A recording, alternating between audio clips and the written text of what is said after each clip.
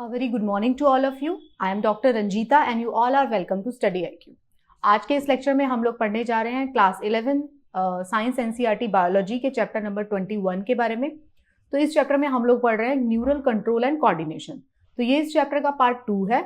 So let's start. अगर आपका कोई स्पेसिफिक सवाल है तो आप मुझे इस ईमेल एड्रेस पर कॉन्टैक्ट कर सकते हैं। ये मेरा इंस्टाग्राम लिंक है और ये मेरे टेलीग्राम चैनल का लिंक है। अगर आप चाहते हैं कि मेरे जितने भी लेक्चर्स हैं उनके पीडीएफ को अगर आप डाउनलोड करना चाहते हैं तो आपको उन सबके लिंक्स इसी टेलीग्राम चैनल पर मिलेंगे। और अगर आप चाहते हैं क्लास 6 से लेकर क्लास 10 एनसीईआरटी के चैप्टर्स को भी देखना तो उन सबके लिंक्स भी इसी टेलीग्राम चैनल पर प्रोवाइड कर दिए गए हैं। तो जैसा कि इस चैप्टर का नाम है न्यूरल कंट्रोल एंड कोऑर्डिनेशन, तो इस चैप्टर में हमके फर्स्ट पार्ट में हम लोगों ने बात किया था कि कंट्रोल एंड कोऑर्डिनेशन का क्या मतलब होता है। हमारे बॉडी का जो कंट्रोल एंड कोऑर्डिनेशन है वो दो तरीके से चलता है, एक न्यूरल कंट्रोल होता है, दूसरा हार्मोनल कंट्रोल होता है। तो एंडोक्राइन सिस्टम उसे कंट्रोल करता है और नर्वस सिस्टम उसे कंट्रोल करता है और एंडोक्राइन सिस्टम उसे कंट्रोल करता है। तो दो तरीके के कंट्रोल हमारी बॉडी पर काम करते हैं, एक होता है न्यूरल कंट्रोल और दूसरा एंडोक्राइन। एंडोक्राइन सिस्टम क्या रिलीज करता है? एंडोक्राइन सिस्टम रिलीज करता है हार्मोन्स। तो एक हार्मोनल कंट्रोल होता है। तो हमने फिर उसके बाद डिटेल में बात किया था कि न्यूरल कंट्रोल का क्या मतलब है। न्यूरल कंट्रोल जो है हमारी बॉडी में सीएनएस और पीएनएस के थ्रू आता है। सीएनएस और पीएनएस में क्या डिफरेंस होता है हमने ये भी बात किया था। सेंट्रल नर्वस सिस्टम जिसमें ब्रेन और स्पाइनल कॉर्ड आती है, पेरिफेरल नर्वस सिस्टम जिसमें कि ये वाला डायग्राम मैंने आपको बोला था जिसमें बाकी सारी नर्व्स आती है, ये सेंट्रल नर्वस सिस्टम का डायग्राम है और ये पेरिफेरल नर्वस सिस्टम का पीएनएस का डायग्राम है, ये सीएनएस का डायग्राम है। तो ये आपने देखा था। फिर मैंने आपको बताया था PNS is further divided into autonomic and somatic nervous system. तो इन दोनों में डिवाइड होता है फर्दर। और फिर हमने बताया था ऑटोनॉमिक नर्वस सिस्टम का फिर से डिवीजन होता है सिंपैथेटिक एंड पैरासिम्पैथेटिक। और उसी तरीके से सोमैटिक नर्वस सिस्टम जो होता है उसका फर्दर डिवीजन होता है सेंसरी एंड मोटर, जिसको एक सेंसरी नर्व्स जो है वो लेकर जाती है, मोटर नर्व्स एक्शन लेकर आती है वापस। तो ये सारी चीजें हमने पार्ट 1 में पढ़ी थी। हमने देखा था न्यूरॉन का स्ट्रक्चर देखा, फिर हमने डिटेल में न्यूरॉन का क्या स्ट्रक्चर होता है मैंने आपको ये दिखाया था कि न्यूरॉन का जो स्ट्रक्चर है उसके अंदर आपको एक न्यूरॉन का बॉडी मिलेगा और उसके अंदर एक्सॉन्स है ये, और उसके बीच बीच में ये नोड्स ऑफ रेनवियर होते हैं। जो भी ये जो जंक्शन आपको दिखाई दे रहे हैं this is nodes of Ranvier. से ये नोड्स ऑफ रेनवियर होते हैं। तो ये सब हमने पढ़ लिया था। हमने न्यूरॉन के स्ट्रक्चर को डिटेल में पढ़ा था। फिर हमने बात किया था कि मल्टीपोलर और बाइपोलर और यूनिपोलर न्यूरॉन होते हैं हमारी बॉडी में। तो ये सब चीजें हमने फर्स्ट पार्ट में पढ़ी थी। तो now we will move further. तो हमने ये देखा था कि जो न्यूरॉन्स होते हैं वो मल्टीपोलर हो सकते हैं, बाइपोलर हो सकते हैं और यूनिपोलर भी हो सकते हैं। जो मेन प्रॉपर्टी होती है नर्वस सिस्टम की, जो हमारा नर्वस सिस्टम है वो किस तरीके से काम करता है। नर्वस सिस्टम में जैसे हमने डिस्कस किया था फर्स्ट पार्ट में भी कि मान लीजिए आपको कोई अपने इस हाथ पर सेंसेशन फील हो रहा है, अगर आपकी फिंगर पे कोई टच करता है या पैर पे आपको कोई टच करता है तो आपका झट से आपके ब्रेन को पता चल जाता है, आपको पता चल जाता है बेसिकली कि कोई टच हुआ है। मान लीजिए कोई गर्म चीज से आप टकरा गए या कोई ऐसी शार्प चीज से आप टकरा गए तो एकदम से आपको पेन फील होगा, तो आपका ब्रेन आपको बता देगा आपको एक्शन लेना है। तो जो सेंसरी नर्व्स हैं वो आपके जो जैसे ही टच फील हुआ तो सेंसरी नर्व्स आपके ब्रेन में वो सिग्नल लेकर जाएंगी और आपका ब्रेन उसे प्रोसेस करेगा कि क्या है। तो आपको पता चलेगा एक गर्म चीज है तो इससे मुझे खतरा हो सकता है। तो फिर मोटर नर्व्स जो है वो उस सिग्नल को वापस लेकर आएंगे और आप क्या करेंगे, अपना हाथ पीछे खींच लेंगे या आप अपने आप को उस जगह से दूर ले जाएंगे। तो ये हमारा एक्शन हमारी बॉडी इस तरीके से लेती है। तो नर्व्स का फंक्शन जो है वो क्या है? नर्व्स के दो इंपॉर्टेंट फंक्शन है। One is excitability. One function is excitability and other function excitability and conductivity. तो excitability क्या होती है? Excitability होती है it is the ability of the nerve cells to generate an electric impulse in response to a stimulus by altering the normal potential difference. मतलब क्या होगा? जैसे ही नर्व के पास कोई भी सिग्नल आएगा तो वो नर्व क्या हो जाएगी, नर्व जो है उसकी पोलैरिटी चेंज हो जाएगी। मतलब पोलैरिटी का मतलब क्या है, हम इसमें आगे वाले स्लाइड्स में देखेंगे कि मान लीजिए अगर ये नर्व्स है तो यहाँ पे अगर नेगेटिव नेगेटिव नेगेटिव चार्ज है और यहाँ पे पॉजिटिव पॉजिटिव पॉजिटिव चार्ज है तो ये चार्ज जो होता है वो रिवर्स हो जाता है, जिसको डीपोलराइजेशन बोलते हैं। ठीक है, तो वो हम आगे अभी इसी क्लास में बात करेंगे। तो हमारे नर्वस सिस्टम की दो प्रॉपर्टीज हो गई, one is excitability and other is conductivity. तो दो तरीके की प्रॉपर्टीज हमारे नर्वस सिस्टम में देखने को मिलेंगी। फिर कंडक्टिविटी क्या होता है? कंडक्टिविटी हो गई आगे लेके जाएगा, उसी सिग्नल को नर्व जो है आगे पास ऑन कर देती है, ताकि यहां से अगर मान लीजिए कोई सेंसेशन शुरू होती है, आपके हाथ के फिंगर टिप से कोई अगर सेंसेशन शुरू होती है तो वो आपके ब्रेन तक पहुंच जाएगी। तो वो कैसे हो रही है? कंडक्शन भी हो रहा है। ओके जैसे कि मेटल की प्रॉपर्टीज के बारे में आपने पढ़ा था कि जो मेटल होती है वो इलेक्ट्रिसिटी को कंडक्ट करती है और हीट को कंडक्ट करती है। सिमिलरली नर्व्स जो होती हैं वो भी इम्पल्स जो सेंसेशन है उसको आगे कंडक्ट करती है और उसे कहाँ तक पहुंचाएंगी, उसको ब्रेन तक पहुंचाएंगी और ब्रेन एक्शन लेगा और उस एक्शन को फिर उस टारगेट ऑर्गन तक पहुंचा देंगी। तो ये नर्व्स का काम होता है, एक्साइटेबिलिटी एंड कंडक्टिविटी।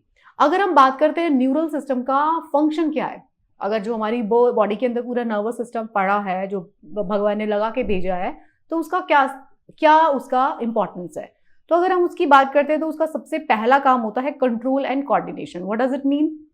तो नर्वस सिस्टम का क्या काम होगा? Control and coordination. मतलब वो बताएगा आपको कि वो कंट्रोल करेगा आपके बॉडी पार्ट को। अगर कोई भी इंपल्स आता है उसको वो क्या करेगा, उसको वो ब्रेन तक लेके जाएगा, प्रोसेस करेगा और बॉडी उसी के अकॉर्डिंग एक्शन लेती है। तो this is control and coordination. दूसरा ब्रेन का फंक्शन होता है मेमोरी। अगर आपको कोई चीज देखी आपने या आपने अगर आप ये लेक्चर देख रहे हैं तो वो आपकी मेमोरी में चला जाता है। ऐसा नहीं होता ह्यूमन बींग्स के केस में कि आपको हर एक स्टिमुलस को जो है, नॉट ओनली ह्यूमन बींग, बहुत सारे एनिमल्स लाइक बैक्टीरिया और वायरसेस के केस में हमें पता नहीं कि उनकी मेमोरी है कि नहीं, बट उनकी भी मेमोरी है, वो भी अपने आप को म्यूटेट कर लेते हैं।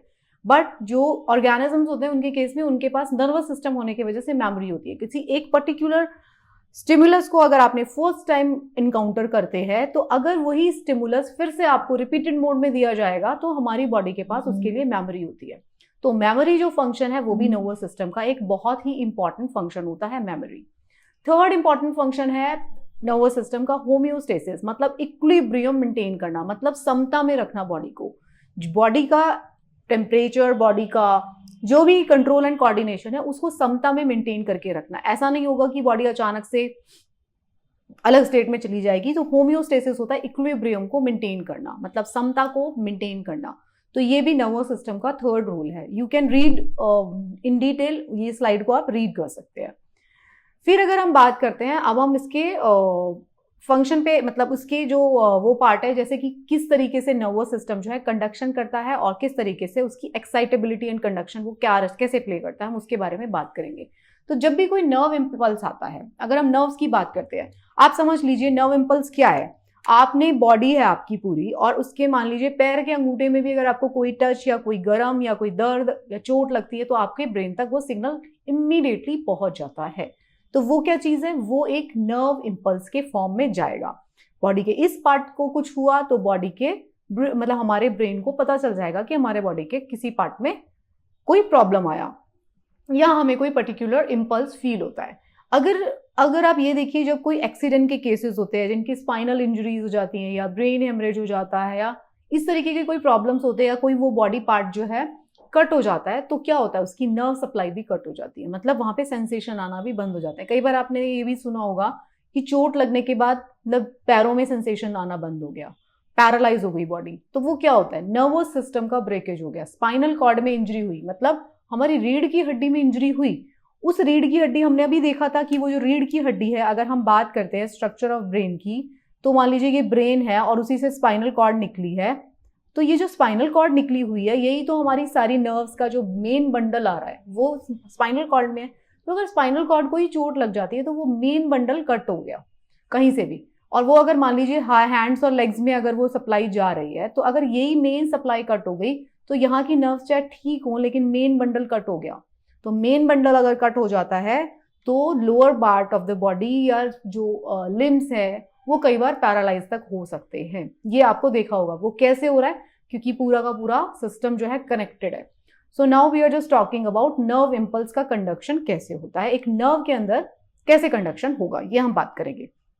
तो नर्व इम्पल्स जो होगा वो कैसे जाता है? It is a wave of bio electric and electrochemical disturbance. दो तरीके से वो सिग्नल काम करता है, एक तो इलेक्ट्रिक सिग्नल की तरह काम करता है, दूसरा वो इलेक्ट्रोकेमिकल सिग्नल की तरह काम करता है। वो इलेक्ट्रिक सिग्नल की तरह भी काम कर रहा है, साथ में एक केमिकल का रिलीज भी होता है, जो कि केमिकल होगा आगे वाली नर्व को बता देगा, नर्व सेल को। हमने नर्व सेल का क्या नाम था? न्यूरॉन। तो वो एक न्यूरॉन जब एक्साइट होगा तो वो नेक्स्ट वाले न्यूरॉन को chemical and electrical form of signal में उसको आगे पास ऑन कर देता है। इसी तरीके से वो पूरी लाइन के अंदर, पूरी की पूरी नर्व्स के अंदर, पूरे सिस्टम के अंदर पता चल जाएगा कि भाई ये जो चीज है वो इम्पल्स कंडक्ट हो रहा है।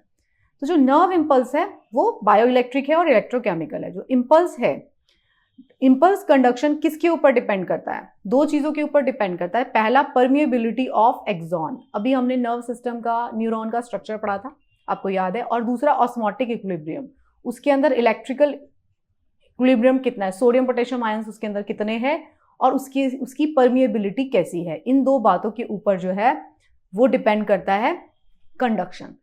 देखो कौन कौन सी दो बातों के ऊपर, एक उसका परमिएबिलिटी, वो कितना अलाउ करेगा सोडियम पोटेशियम आयन को आने जाने के लिए। सेकंड, उसका ऑस्मोटिक इक्विलिब्रियम, उस नर्व सेल के अंदर कितना सोडियम पोटेशियम है। अब ये देखिए, इस बात को जब आप पढ़ते हैं ना तो उसको कनेक्ट करने की कोशिश करिए। आप इस चीज को इस तरीके से कनेक्ट करने की कोशिश करिए कि अगर बॉडी के अंदर ऑस्मोटिक इक्विलिब्रियम खराब होता है, ऑस्मोटिक इक्विलिब्रियम क्या है, कैसे बन रहा है, मेजरली सोडियम पोटेशियम आयंस जो होते हैं उनका बैलेंस है वो, ठीक है। हमारी बॉडी के अंदर नमक, हमारी बॉडी के अंदर सॉल्ट्स का कॉन्सेंट्रेशन, उसको, उसकी वजह से क्या हो रहा है, उसको बोल रहे हैं हम ऑस्मोटिक इक्विलिब्रियम। तो अगर सॉल्ट का कॉन्सेंट्रेशन डिस्टर्ब हो जाएगा, आप वो वाली कंडीशन सोचिए जब आपको किसी पेशेंट को डायरिया हो गया, बहुत ज्यादा उसको उल्टी आ रही है, या उसका बहुत सारा ब्लड लॉस हो गया, या उसको बहुत ज्यादा लूज मोशंस हो गए, ठीक है, तो क्या हो गया, उसको पानी नहीं मिला। तो आप देखेंगे वो वाली स्टेज में हम सभी ने कभी ना कभी बीमार पड़ते, तो वो वाली स्टेज में हम गए हैं।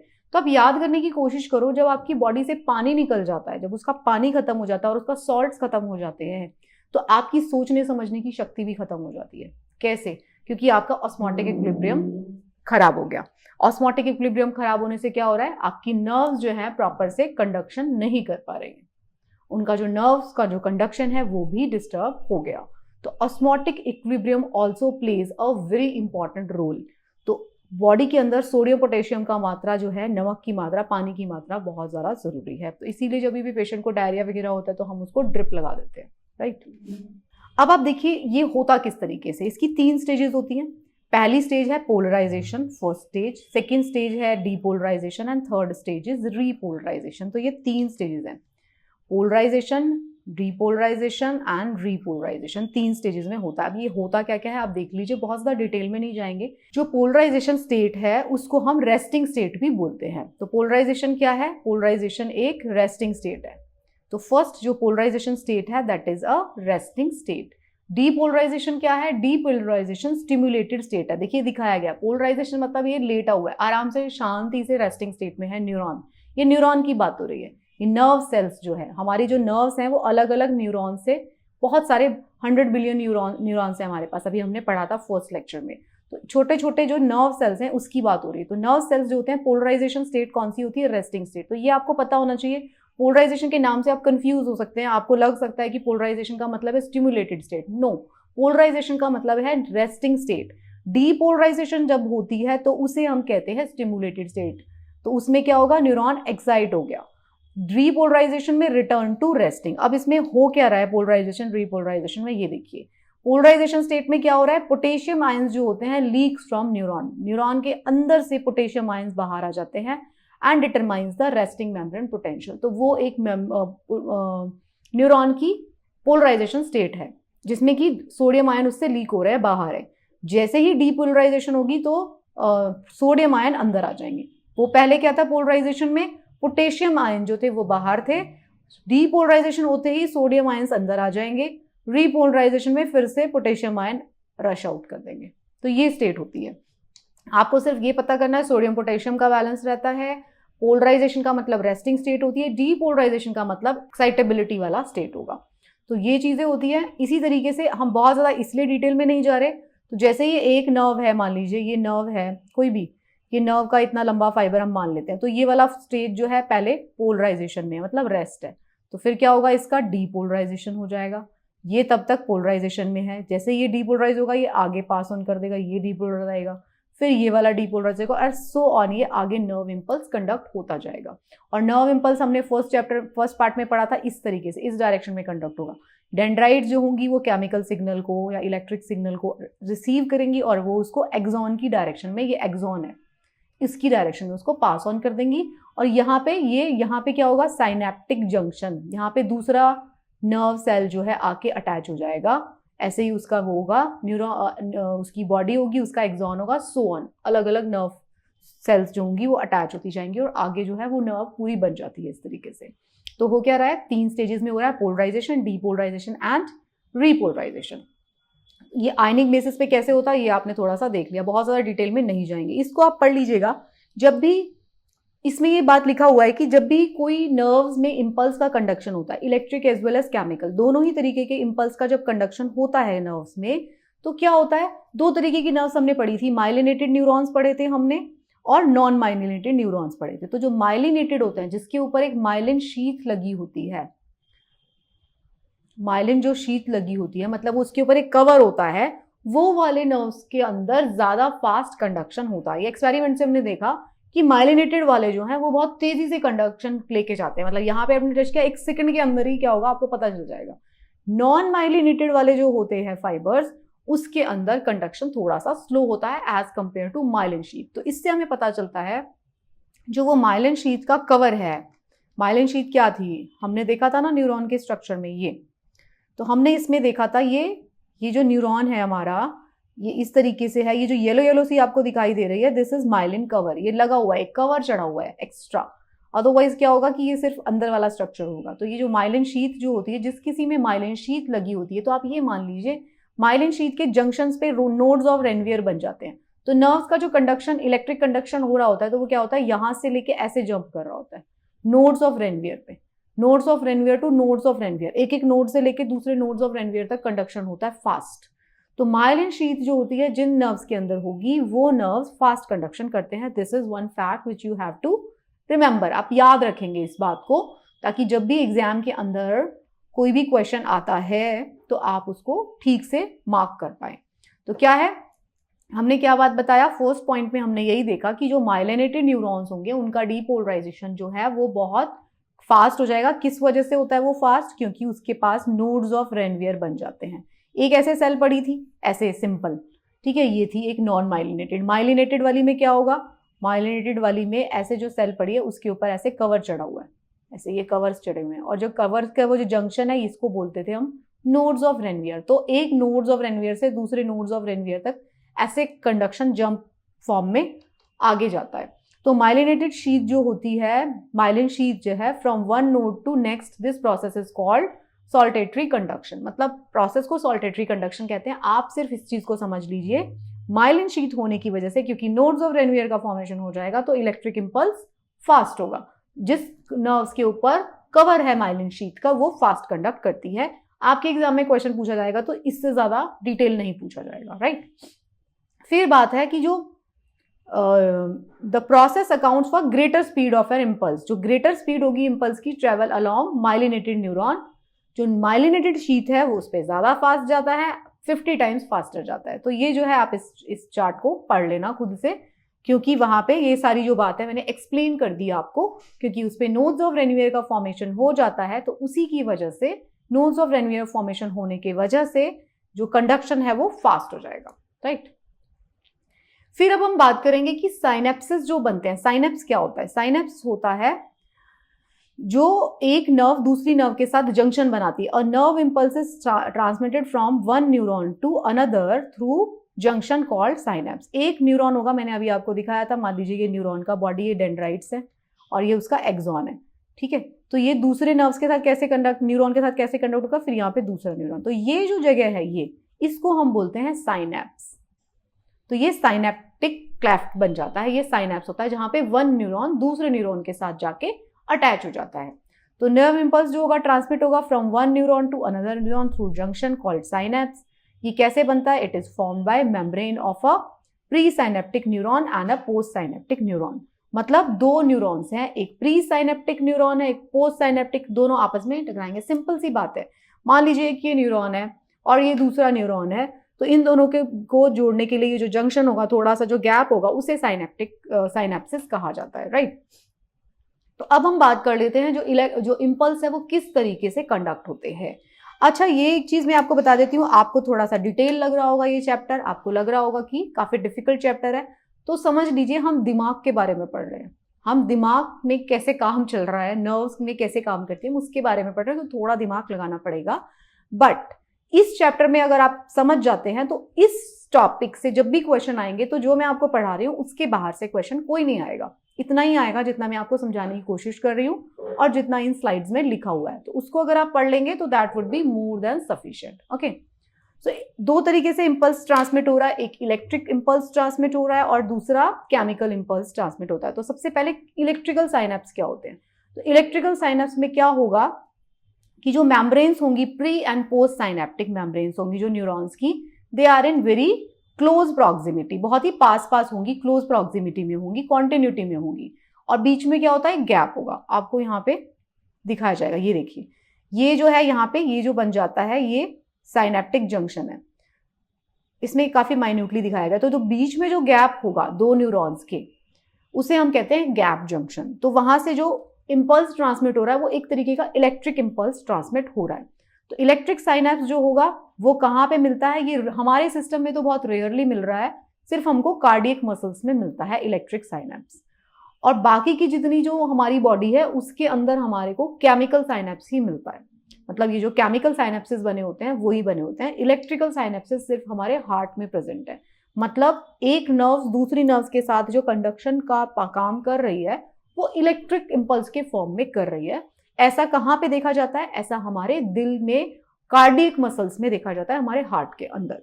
बाकी की हमारी पूरी बॉडी है उसके अंदर हमें केमिकल साइनेप्स मिलेगा। मतलब क्या है इस बात का? एक नर्व जो है दूसरी नर्व्स के साथ, एक नर्व सेल न्यूरॉन दूसरे न्यूरॉन्स के साथ कैसे कर रहा है कंडक्शन? Through chemical release. एक केमिकल रिलीज हो रहा है, वो पहले वाला न्यूरॉन एक केमिकल रिलीज कर देगा तो दूसरे वाला न्यूरॉन उसको रीड कर लेगा, उसके डेंड्राइट्स जो होंगे उसको एक्सेप्ट समझ के आगे पास ऑन कर देते हैं। तो इलेक्ट्रिकल इंपल्स जो होते हैं फास्ट होते हैं, तो वो हमारे हार्ट में देखे जाते हैं। तो आप इस स्लाइड को अगेन खुद रीड कर लेना। Now we will talk about chemical synapse. तो केमिकल साइनेप्स जैसे मैंने आपको बताया हमारी पूरी बॉडी में जनरली केमिकल साइनेप्स बनते हैं। तो जो प्री साइनेप्टिक और पोस्ट साइनेप्टिक न्यूरॉन है, प्री साइनेप्टिक क्या हो गया? ये एक न्यूरॉन है, इसकी डेंड्राइट्स हैं, इसका एक्सॉन है, ऐसे इंपल्स ट्रांसमिट होता है, मैंने आपको बताया था। फिर दूसरा न्यूरॉन यहाँ पे अटैच होगा, उसकी डेंड्राइट्स। तो ये वाली जो जगह होगी यहाँ पे क्या होगा? एक केमिकल रिलीज कर देगा, ये केमिकल रिलीज कर देगा। उस केमिकल को ये अगले वाला न्यूरॉन जो है वो रीड कर लेगा। सिमिलरली ये भी एक केमिकल रिलीज कर देगा यहाँ पे, और फिर जो नेक्स्ट वाला न्यूरॉन है वो उसको रीड कर लेगा। तो इस तरीके से कंडक्शन आगे आगे जाती जाएगी। तो जो मेम्ब्रेन्स होंगी, pre synaptic and post synaptic neuron, उनके बीच में एक फ्लूइड होता है, उसको फ्लूइड स्पेस होती है, उसको साइनेप्टिक क्लेफ्ट बोल दिया हमने। क्या बोला हमने उसको? Synaptic cleft. तो वो जो साइनेप्टिक क्लेफ्ट होती है वहां से क्या होगा? वहां से इलेक्ट्रिक इंपल्स जो है वो जा रहा है। तो प्री साइनेप्टिक नॉब होगी, कैल्शियम आयंस होंगे वो उस क्लेफ्ट पर। आप बेसिकली सिर्फ इतना समझिए वहां पर एक केमिकल रिलीज होता है जिसको बोलते हैं हम एसिटाइल कोलिन, जैसे उसका एग्जाम्पल है एक। वो जो केमिकल होगा वो साइनेप्टिक क्लेफ्ट पे जो रिलीज होता है, फॉर एग्जांपल एसिटाइल कोलिन, तो अगले वाला न्यूरॉन जो है उसको रीड कर लेता है। तो हमारे बॉडी में कैसे कंडक्शन होगा? केमिकल फॉर्म में। केमिकल साइनेप्सिस हमारी बॉडी के अंदर बने हुए हैं। तो अब आप ये देख लीजिए जो मैंने आपको दिखाया था, ये डायग्राम जो है इसमें आप देखिए एक नर्व एंड हो रही है, तो उसने छोटी छोटी वेसिकल्स को रिलीज कर दिया। उसने क्या कर दिया? न्यूरोट्रांसमीटर, उसे हम न्यूरोट्रांसमीटर कहते हैं केमिकल को। उसका जैसे एग्जाम्पल था एसिटाइल कोलिन, जैसे एक मैंने आपको बता दिया, एसिटाइल कोलिन उसका एक एग्जाम्पल है। तो देखिए ये एक्सॉन आ रहा है, पहले वाली नर्व का एक्सॉन है, ये पहली वाली नर्व का एक्सॉन, ये दूसरी वाली नर्व यहाँ से स्टार्ट हो गई, उसकी डेंड्राइट्स हैं, रिसेप्टर्स हैं। तो एक्सॉन टर्मिनल क्या होगा? साइनेप्टिक वेसिकल्स रिलीज होंगी, प्री साइनेप्टिक मेम्ब्रेन है ये पोस्ट साइनेप्टिक मेम्ब्रेन है, ये दो नर्व्स के हैं, मतलब पहले वाला न्यूरॉन, ये दूसरे वाला न्यूरॉन। तो ये केमिकल एक रिलीज हो गया, उसको ये केमिकल दूसरे वाला जो न्यूरॉन है वो उसको रीड कर लेता है। तो ऐसे होता है। जो न्यूरोट्रांसमीटर है of the synaptic cleft bind with the specific protein receptor, ये अंदर काम क्या हो रहा है ये आप इसको रीड कर लेना। दिस इज नथिंग, बहुत ही सिंपल लिखा हुआ है कि एक जो मेम्ब्रेन है उसने जो केमिकल रिलीज किया उसको सेकेंड वाला जो है उसको रीड कर लेगा। तो इसने जो रिलीज किया उसको सेकेंड वाले ने रीड कर लिया, तो वो उसके लिए रिसेप्टर्स बने हुए हैं, वो उस रिसेप्टर्स पे जाके अटैच हो जाता है और सेकेंड वाला उसको रीड कर पाता है। तो जो binding action changes the membrane potential of post synaptic membrane, opening channels in the membrane, ये सारा केमिकल एक्शन किस तरीके से हो रहा है ये आप रीड कर सकते हैं, whosoever is इंटरेस्टेड। आपको कितना जानना जरूरी है? आपको ये जानना जरूरी है कि एक न्यूरॉन दूसरे न्यूरॉन के साथ कैसे एक दूसरे के साथ बात कैसे कर रहा है, इंपल्स को आगे ट्रांसमिट कैसे कर रहा है इन फॉर्म ऑफ केमिकल हमारी पूरे बॉडी में। और हार्ट जो है हमारा, उसके अंदर कार्डियक मसल्स है, तो वो कैसे करती है कंडक्ट, वो इलेक्ट्रिक इंपल्स के फॉर्म में कंडक्ट करती है और वो बहुत फास्ट कंडक्ट करती है। So this you have to understand. ये डायग्राम से आपको समझ में आ गया होगा। ये था हमारा नर्व्स का कंडक्शन किस तरीके से होता है। सो नाउ आगे हम बढ़ रहे हैं, हम ब्रेन के स्ट्रक्चर के बारे में थोड़ा सा डिटेल में पढ़ेंगे। तो अगर हम बात करते हैं, अगर हम ह्यूमन ब्रेन को क्लासिफाई करते हैं, ह्यूमन ब्रेन जो है, न्यूरल सिस्टम जो है वो दो पार्ट्स में डिवाइडेड है। हमने पहले वाले लेक्चर में भी देखा था। पहला था सीएनएस, फिर था पीएनएस। सीएनएस के अंदर क्या आता था, हमारा ब्रेन आता था, स्पाइनल कॉर्ड आती थी। पीएनएस के अंदर क्या आता था, पीएनएस के अंदर सारी की सारी नर्व्स आती थी जो हमारे बॉडी के अंदर फैली हुई है। तो ब्रेन जो होता है वो क्या क्या एक्टिविटी को कंट्रोल करता है, ये यहाँ पे लिखा हुआ है, ये आप पढ़ लीजिए। वो वॉलंटरी मूवमेंट को कंट्रोल करता है, फंक्शनिंग ऑफ हमारे सारे ऑर्गन्स को। अल्टीमेटली हमारी पूरी बॉडी को कौन कंट्रोल कर रहा है, हमारा ब्रेन कंट्रोल कर रहा है। थर्मो रेगुलेशन, कि भाई हमारा टेम्परेचर हमारी बॉडी का कितना रहना चाहिए, उसको कंट्रोल करता है। सिरकाडियन रिदम, मतलब सिरकाडियन रिदम क्या होती है, हमारी बॉडी को किस वक्त उठना है, किस वक्त सोना है, खाना किस वक्त है। अपने आप भूख लगती है ना आपको, आप चाहे मत खाइए, अचानक अपने आप आपको एक ही पर्टिकुलर टाइम पे भूख लगेगी, तो वो आपकी बॉडी की सर्काडियन रिदम है। अगर आपको लेट रात तक जागते हैं तो आपको सुबह सुबह भूख नहीं लगती है, जनरली आपको लेट भूख लगेगी। अगर आप जल्दी सोते हैं और जल्दी उठते हैं तो आपको 7 o'clock में, 8 o'clock में भी भूख लग सकती है, क्योंकि आप जल्दी उठ गए थे। तो जो वो सर्काडियन रिदम क्या होती है, बॉडी की क्लॉक, मतलब हमारे शरीर की घड़ी है एक, वो हमारे को रेगुलेट करती है कि भाई हम इस वक्त उठेंगे, इस वक्त सोएंगे। वो सारा जो है that is regulated by brain. Again बहुत सारी और activity, endocrine, speech, memories, emotion, thoughts, हम एक ऊपर मतलब अच्छी बड़ी बड़ी बातें करते हैं, हमें हमारा एक विजन होता है, या कुछ लोग होते हैं वो क्रिमिनल माइंडेड हो सकते हैं। तो वो सारी चीजें कौन कौन कर रहा है, वो सब उनके दिमाग की सब सोच है, वो सारे हमारे दिमाग की उपज है। अगर आप लोग एग्जाम के लिए प्रिपरेशन कर रहे हैं, आप लोगों की सोच दूसरे लोगों से अलग है, you want to give some exam, आपको हायर जॉब्स में आना है, तो ये आपके दिमाग की सोच है। तो ये सब कौन कंट्रोल कर रहा है, आपका खुद का दिमाग। तो ये सारे के सारे फंक्शंस होते हैं, बहुत सारे फंक्शन है, ये तो कुछ लिस्ट किए गए हैं। लोकेशन, अब हम ब्रेन के बारे में पढ़ लेते हैं, क्योंकि हम अपने दिमाग को पढ़ने की कोशिश कर रहे हैं। तो लोकेशन क्या है, हमारा ब्रेन कहाँ रहता है, हमारी क्रेनियल कैविटी में। लास्ट चैप्टर में हमने पढ़ा था स्केलेटन, उसके बारे में हमने पढ़ा था। फिर हमने स्केलेटन मतलब हेड के अंदर हमने पढ़ा था क्रेनियम, क्रेनियम के अंदर हमने बोन्स पढ़ी थी, रिवाइज कर लो उसको फटाफट। ये फ्रंटल बोन थी, यहाँ पे टेम्पोरल बोन थी, पीछे ऑक्सीपिटल बोन थी, यहाँ पे फ्रंटल, ये पैराइटल बोन्स थी, ये टेम्पोरल बोन थी, ओके। और पीछे कौन सी थी, ऑक्सीपिटल बोन थी। तो इस तरीके से हमने स्कल का स्ट्रक्चर जो था वो हमने याद किया था। जो हमारा ब्रेन होता है वो कहाँ पे रहता है, वो क्रेनियल कैविटी में रहता है। और क्रेनियल कैविटी उसको बहुत ही ज्यादा प्रोटेक्शन के साथ रखती है, उसे क्रेनियम कहते हैं। हड्डियां होती हैं वो जुड़ी होती हैं, उनके अंदर कोई मूवमेंट नहीं होती, क्योंकि वहां पे सूचर्स लगे होते हैं। क्या होते हैं, ज्वाइंट्स होते हैं, सूचर्स, लेकिन वो नॉन मूवेबल ज्वाइंट्स हैं, उनके अंदर कोई मूवमेंट नहीं होती। और उसके अंदर क्या रहता है, उसके अंदर हमारा ब्रेन रहता है। तो जो प्रोटेक्टिव जो कवरिंग है ब्रेन की, जो प्रोटेक्टिव कवरिंग होगी ब्रेन की, वो क्या है। अच्छा, ये बहुत इंपॉर्टेंट है, इसको बहुत ही इजी तरीके से मैं आपको समझा दूंगी, याद रहेगा आपको। जो हमारा ब्रेन है वो एक प्रोटेक्टिव कवरिंग के बीच में रहता है। सबसे पहले आउटर मोस्ट मेम्ब्रेन, सबसे पहले तो भाई अगर आप देखोगे, मान लो ये ब्रेन की कैविटी है, तो सबसे पहले तो आपको यहाँ पे बोन देखने को मिलेगी, बोन, ठीक है। सबसे पहले क्या मिलेगा आपको, बोन देखने को मिलेगी, हड्डी है जो। उसके बाद 3 मेम्ब्रेन्स होंगी, या मेम्ब्रेन्स जो होंगी ब्रेन की उनको बोलते हैं मेनिंजेस। मेनिंजेस ये उनका स्पेशल नाम है। जो हमारे दिमाग को कवर करने वाली जो लेयर्स हैं उसको हम बोलते हैं मेनिंजेस, ये उसका स्पेशल नाम दिया गया है। तो मेनिंजेस की जहां पे बात आती है, ये वर्ड आपको याद रखना है, मेनिंजेस। तो मेनिंजेस की बात आएगी तो क्या मतलब है, वो ब्रेन की कवर है, हमारे दिमाग को जो कवर कर रखे हैं, 3 कवर्स हैं वो, उसको हम बोलते हैं मेनिंजेस। तो अगर आप इस डायग्राम को देखते हैं तो ये देखिए, सबसे पहले ये जो व्हाइट कलर का दिखा रहे हैं वो क्या है, स्कल, मतलब ये हड्डी है, हमारे जो दिमाग की स्कल की है वो हड्डी है, पहले ये इतनी मोटी हड्डी। उसके बाद क्या आया, सबसे पहली लेयर, पहली मेनिंजेस ड्यूरा मैटर, सेकेंड है आर्केनॉइड मैटर, फिर उसके बीच में सब आर्केनॉइड स्पेस है, और सबसे जो अंदर वाली है उसको हम कहेंगे पाया matter, and this is brain. ये अंदर से फिर ब्रेन दिखाई दे रहा है व्हाइट कलर का आपको। तो 3 लेयर कौन सी हैं, सबसे पहली layer dura mater, arachnoid mater, third is pia mater. Arachnoid mater और पाया मैटर के बीच में सब आर्केनॉइड स्पेस है, जिसके अंदर एक फ्लूइड है, वो फ्लूइड अगेन ब्रेन को कुशन देता है, पानी की तरह फ्लूइड पड़ा हुआ है तो वो ब्रेन को और बचाता है, ब्रेन की एक्टिविटीज में भी वो बहुत ज़्यादा जरूरी होता है, सेरिब्रोस्पाइनल फ्लूइड होता है उसको हम बोलते हैं। तो ये ब्रेन का कवरिंग होती है। तो जो आउटर मोस्ट है उसको हमने क्या बोला, ड्यूरा मैटर बोला, वो टफ है बहुत ज़्यादा, उसके अंदर रहती है स्कल। फिर मिडल लेयर है उसको हमने आर्केनॉइड मैटर बोला, जो इनर मोस्ट लेयर है उसको हमने पाया मैटर बोला, ये बिल्कुल पतली सी होगी। A very delicate which is in contact with the brain. तो ये 3 तरीके की लेयर्स हैं जिसको जो ब्रेन को कवर करती है। इन लेयर्स को हमने एक स्पेशल नाम दिया है, इनको हम कहते हैं मेनिंजेस। तो मेनिंजेस जो होंगी वो ब्रेन की कवरिंग को कहा जाता है, राइट। इस स्ट्रक्चर को आपको याद रखना है। क्यों याद रखना है? क्योंकि देखो ये क्वेश्चन आपसे पूछा जा सकता है, dura mater, arachnoid mater, pia mater, ये सब क्या है? These are all meninges. Meninges क्या होती है? ब्रेन की कवरिंग्स होती है। तो this you have to remember, इसमें से क्वेश्चन आ सकता है आपको। जो ह्यूमन ब्रेन है उसका वेट अगर हम बात करते हैं तो 1200 से 1400 ग्राम का होता है, मतलब आपका 1 से 1.5 किलो तक का ब्रेन होता है। अब आप देख लीजिए आपका खुद का बॉडी वेट कितना और उसमें आपका दिमाग कितना है। तो दिमाग जो है आपका सिर्फ 1 से 1.5 किलो का है और बाकी का आपका पूरा बॉडी का वेट है। सोचिए वो 1-1.5 किलो का स्ट्रक्चर जो है वो आपकी पूरी बॉडी को कंट्रोल कर रहा है।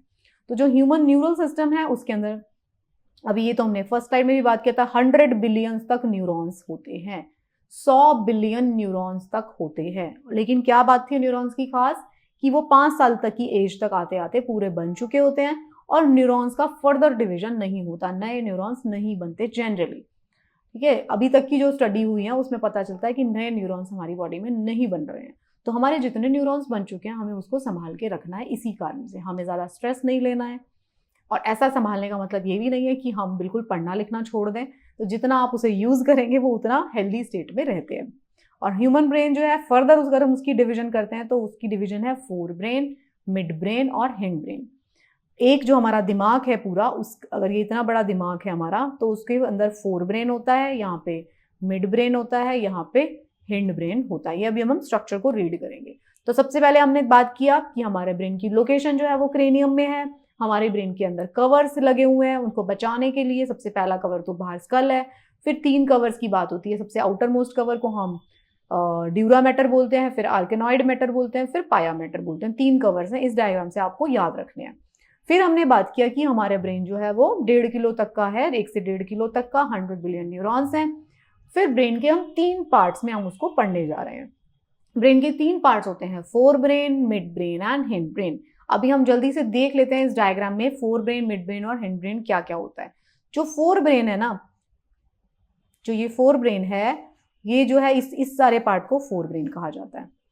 मिड ब्रेन जो है ये वाला जो छोटा सा पार्ट है इसको हम मिड ब्रेन कह रहे हैं। अब ब्रेन का स्ट्रक्चर पहले आप देखो, देखिए ये फोर ब्रेन है पूरा, यहाँ पे मिड ब्रेन है पूरा और ये वाला पूरा हिंड ब्रेन है।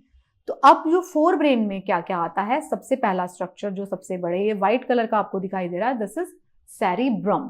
सेरिब्रम है ये। तो फोर ब्रेन के अंदर सबसे पहले क्या है, सेरिब्रम है।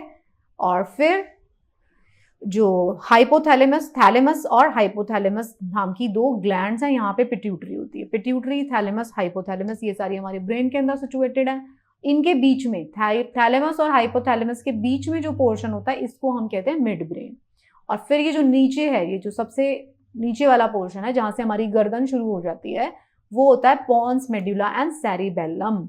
सेरिबेलम जो है वो हमारे, इसको हम छोटा दिमाग भी बोलते हैं। छोटा दिमाग, छोटा दिमाग कौन सा है, हमारा पीछे होता है, उसको हम सेरिबेलम भी कहते हैं। वो भी बड़ा इंपॉर्टेंट है, बहुत सारे काम करता है। ये हमारा मेन दिमाग है जिसके अंदर सेरिब्रम आता है, जो व्हाइट कलर का आपको दिख रहा है, ये सेरिब्रम है पूरा का पूरा।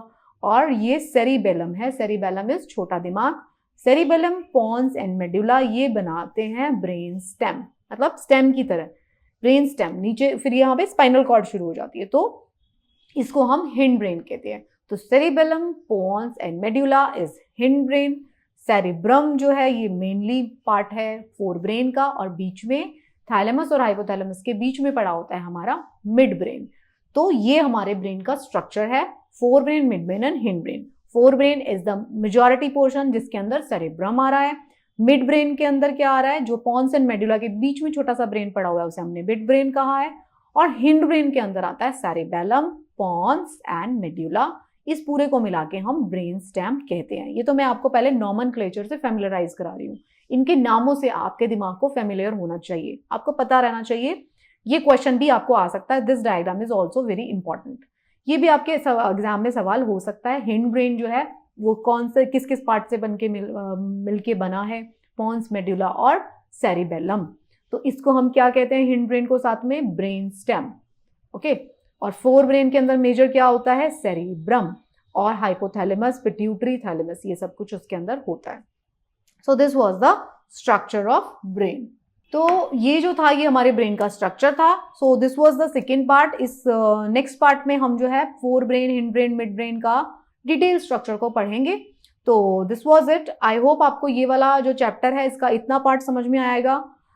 इस चैप्टर में दोनों चीजें हैं, एक तो आपको लॉजिकली समझना भी है और आपको कुछ चीजों को लर्न भी करना है। जैसे कि ये वाला डायग्राम मैं आपको बोल रही हूँ, आपको लर्न करना है।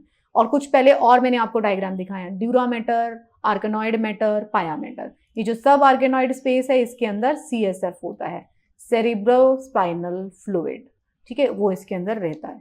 तो ये सारी चीजें जो है आपने आज समझ ली हैं। So I hope you will be able to solve the questions related to this topic. इस चैप्टर को हम थर्ड पार्ट में खत्म कर देंगे नेक्स्ट। सो तब तक आप अच्छे से पढ़ते रहिए and best of luck for your preparation.